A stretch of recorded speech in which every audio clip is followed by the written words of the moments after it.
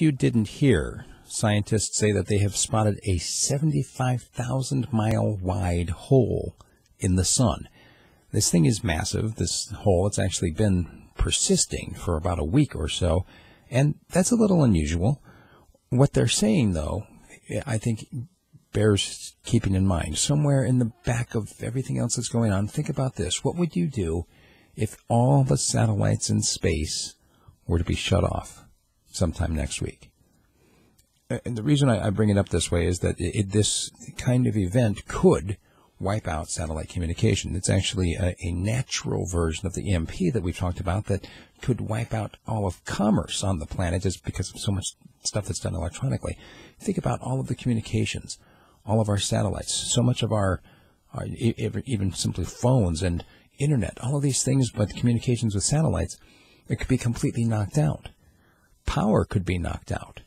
In fact, there was an event that they figured was caused by some kind of a sun flare or sunspot or something back in the 1800s that fried telegraph lines around the planet. Now, if it could destroy that technology 100-plus years ago, in a time when we were not anywhere near as dependent on technology as we are today, think about what could happen now. I mean, hardly anybody is making the reinforced electronics like they used to do during the Cold War. I mean, a lot of the stuff that I drove around, the old Humvees and the Susvies. If you've never seen the Susvie, we got to talk about that someday. But some of these vehicles and other electronics that we had in the Army, everything from the radio to any kind of computerized onboard equipment, it was all in this hardened electronics, these cases, and the electronics themselves built in such a way that they could withstand the effects of an EMP, just in case the Soviets and the United States got into some kind of a nuclear meltdown over everything. They're not making them like that anymore.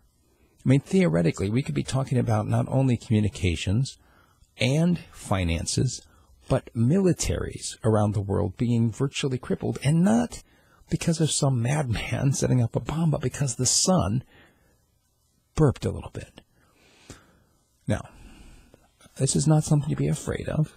This is something to think about in the sense that, do you have a backup plan in your mind for what to do if you don't have any way of paying for anything anymore? I mean, so much of us have just come to take for granted the fact that we can whip out our ATM card or, pay with our PayPal or chip or whatever it is that we use these days.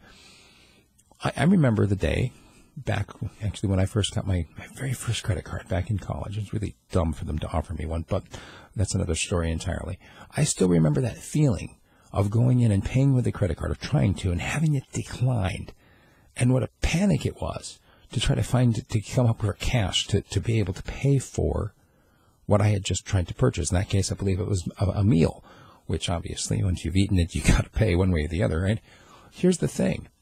Do we have backups? Do you carry cash around to be able to deal with everyday purchases just in case?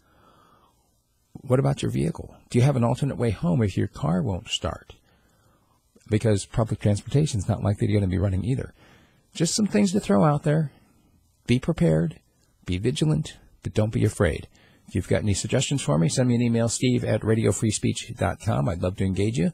Perhaps we can do a podcast together. Send me an email, steve@radiofreespeech.com.